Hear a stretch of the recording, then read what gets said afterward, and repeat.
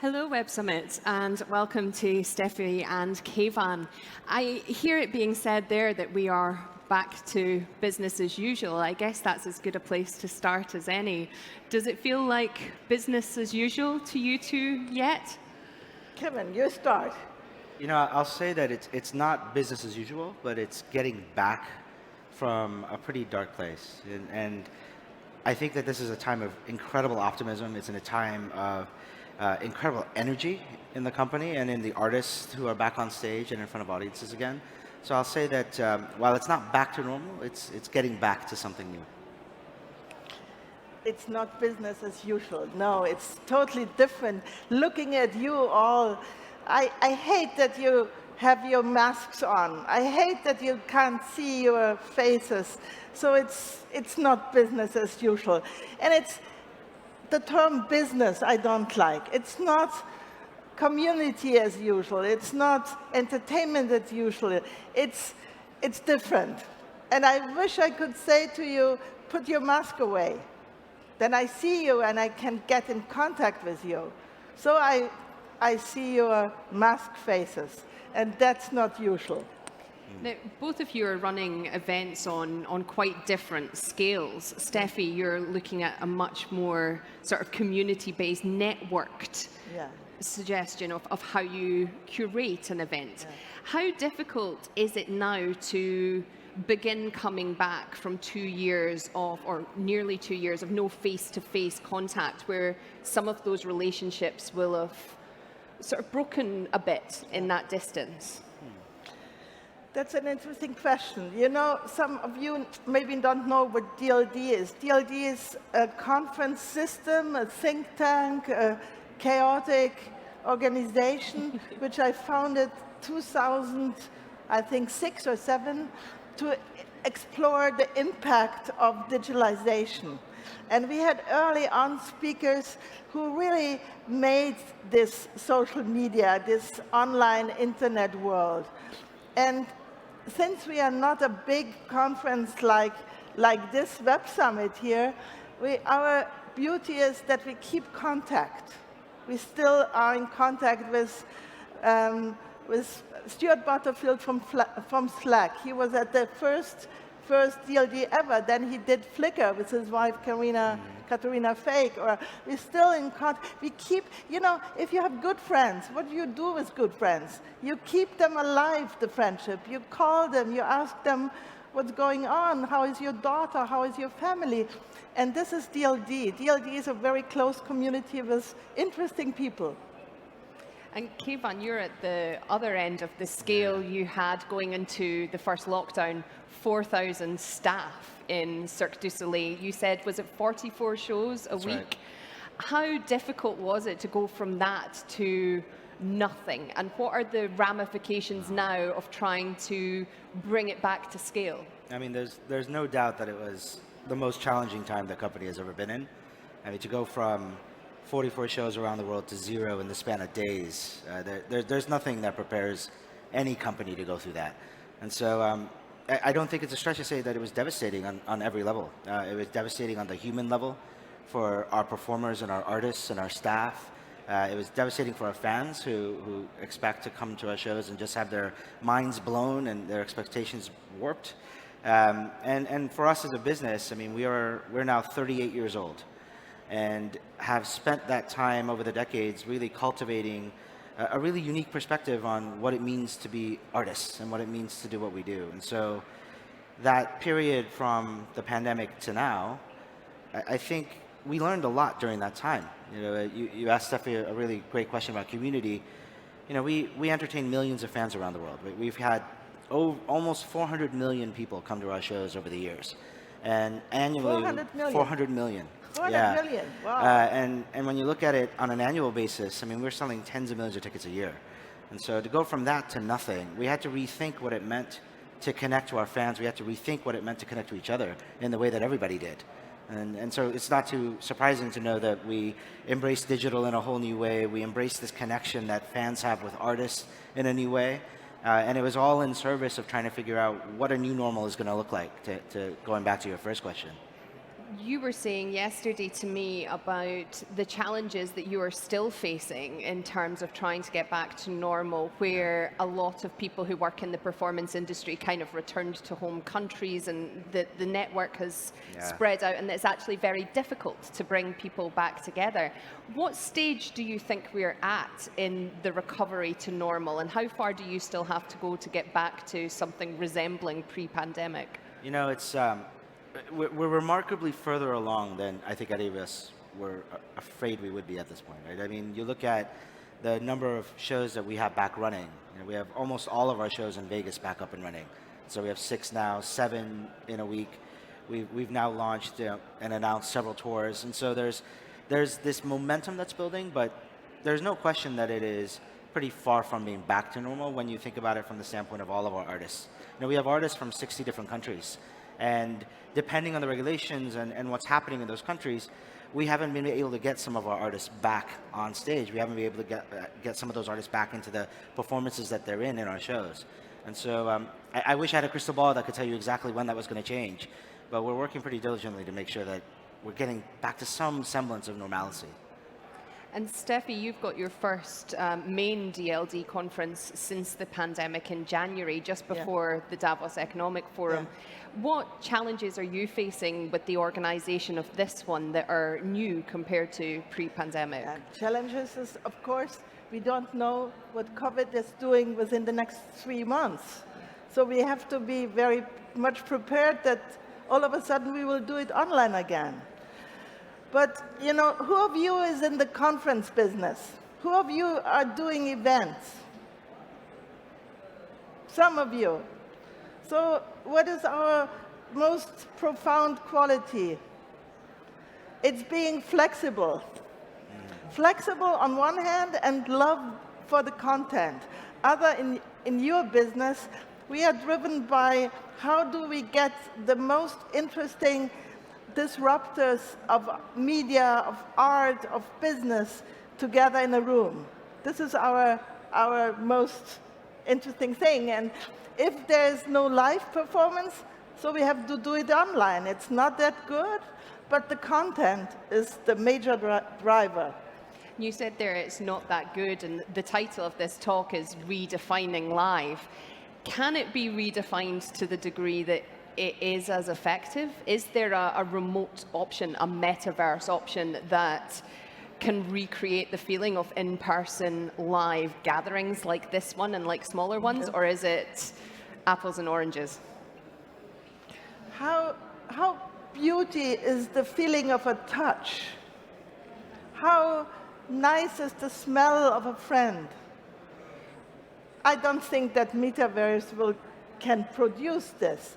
Nevertheless, if I would be a doctor or a scientist, I think for them, the progress of virtual worlds is massive necessary. And so I'm curious who will be the winner in this field of augmented reality and virtual reality. It's a future, but I'm not sure whether it's our future, my future. And what about you, Keyvan? I mean, we've seen a lot of entertainment moving online, but Cirque du Soleil is not really something that you can experience in remote, is it? Not in that same way. You know, it's we've done a lot of thinking about what it means to go into the metaverse, and there's some things that are obvious where we can be immersive about the backgrounds and the artists' lives and what it actually means to be a member of the troupe. That I think that's a ancillary supportive kind of behavior. When you talk about our stage shows, I agree, like, there's something visceral about them, right? There's something incredible about being in an arena together or being in a big top and looking up at an artist and just seeing them do something just mind-blowingly complex. And I don't think you replace that feeling with a digital version. However, I do think there are things that we can do digitally that are unique to that format. You know, one thing that we're exploring is, how do you make that camera another character in the show? Right? How do you take that perspective that you get because you're controlling what you see in a screen and do something remarkable and mind-blowing in the same way that we do it on stage? It's not the same. It'll be different. It'll be new. But it is something that I think is part of our future. And from a content standpoint, we are expanding beyond what we call just the core of of our company, the core live entertainment, the core live stage show, into these arenas. But there's no question that that live component, that visceral component, has to be there. How much is the impact on individual humans impacting upon what you do? Because I know you were saying to me backstage that you're one of the biggest employers of former sports people who would obviously be used to being in a very intense training regime. You're dealing with people whose businesses have potentially suffered huge consequences. Is there an element of we now need to almost start from scratch and have a runway before we get back to what we used to have in terms of individual preparedness for taking the stage again? You know, it's so interesting. One of our biggest concerns coming out of this period was, will our artists come back in performance-ready shape? Because you think about it, like, how do you train to be an aerialist on your own? How do you do the things in trapeze without the equipment? And the remarkable thing is that our performers are athletes, right? They have lived their entire lives being in shape, being in performance-ready condition, and so they actually all came back ready to go. What has changed for us is really thinking about what it means to use a remote setting to continue to train, to continue to perfect kind of the timing of the art. Because it's one thing to be physically ready. It's another thing to have that element that's kind of intangible of knowing the cue to the music, the cue to each other, that kind of thing that requires physicality. And so we are working really hard to figure out what things can be remote. How can you train remotely? What are the things that you can do on your own versus the things where you just have to come together in a training facility and just practice and perform. And so that is something that the pandemic has highlighted in a way that I don't think we would have approached quite the same way without it. For me, I'm constantly exploring new things. 2 years ago, I would totally refuse a hybrid model with live speakers and speakers on the screen. I thought this would be speakers on a screen, remote screen, would be very boring. I changed my mind. I think the mixture between live speakers and speakers on screen will be the new normal. And this is what we are planning right now. In terms of content makers and content producers, I think a good story is a good story. A good product is a good product. On what platform it be communicated. Whether it's a virtual world, whether it's a world on paper, on screens, on a one-to-one story. A good story is a good story. I agree. It's of course, you acrobats, they have to perform, they have to be on stage.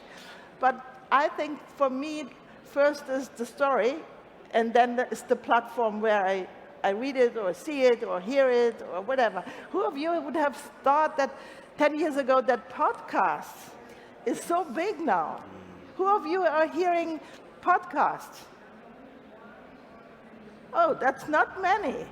Wow, interesting. So in 10 years, I will ask you, who of you are in virtual worlds? Maybe there are more. We don't know. Now, there is, of course, a third party in the mix here that we haven't talked about, which is we've got the organizers, we've got the people on stage, but there's also the audience. Yeah. And they're a huge part of what you do. How much are we going to be dealing with very reluctant audiences? Because this week, it feels huge to be coming back to this many people, but how comfortable are average Joe who comes to see your shows going to feel about being in a crowd again? And what measures do you have to take to make them feel secure to do so? I mean, from our standpoint, we do everything from a regulatory standpoint that we need to and should do from a safety protocols issue. And so, you know, depending on where we are in the world, it's different. You know, it's masks in some places, it's vaccine requirements in others. And so we are navigating that universe in the same way that all of us in this room are in our daily lives. You know, the thing that's been remarkable is just how passionate the fans have been. You know, we put a digital platform up in the earliest days of the pandemic, and we're able to reach 100 million people through it. And those 100 million people showed us that there's a pent-up demand for what we do in the world. And so when we came back on stage in Las Vegas, the shows were sold out. They were completely full to capacity, which is gratifying from just a personal standpoint to see people love the show. But it does point to this idea that as human beings, we are clamoring for experiences like this. Right? We do want to be together. We do want to share a common, mind-blowing, image-altering kind of experience and have that be something that we talk about for days and years later. And so we happen to be in a pretty fortunate place. Right? We're a business of amazement. We're a business of wonder. And that's a fairly unique position to be in. For me, the audience is as important as the speaker lineup. For me, the curation of the audience, the networking of the audience is extremely important. So when we do DLD, one of the most time-consuming things is to learn about the audience, because then we can introduce you to the speakers, introduce you to the others. We can do the pattern recognizing game. Who is doing what and who is fitting to that? That's what I really love to do. Now, we're running out of time, but I hate to do this to you both, but we've been talking about the changes we've seen over the last 2 years. If you had a crystal ball, what is the new live? What is live events going to look like 2 years from now? I think there will be not much change. People are always the same since, they want to do good business, they want to have a good life, they want to have a good sex life, they want to have a good living. So we are not changing, and we want to communicate. And so a good story is a good story on which platform, but a good connection is a good connection on which platform, wherever. And Keyvan? Yeah, it's we've thought about this a lot. I've thought about this a lot. I think the reality for us is that we're going to find new ways to connect audiences who aren't physically there to the experiences we create. Right? It's not as far-fetched to say that we'll do only streamed shows that you can buy in that way. It's really about thinking about what is it that the fan is actually going to experience? Like, what is it that they're going to want to take away from the show other than seeing what they saw on a stage? What's the backstory of the artist, right? What does it mean? How did we create the show? How do we do the effect? What are the ways that they can share the experiences together with people who aren't in the room, so that when they talk about it at home with their friends and family, there's some commonality of understanding what the heck it was they just saw. So it is for us figuring out what are the ways that we surround that customer experience with digital activities, with on-site activities, that kind of morph the live experience to be more than just sitting in a theater. That's a perfect time to end. Thank you both so much for your time today. Thank you. Thank you. Thank you.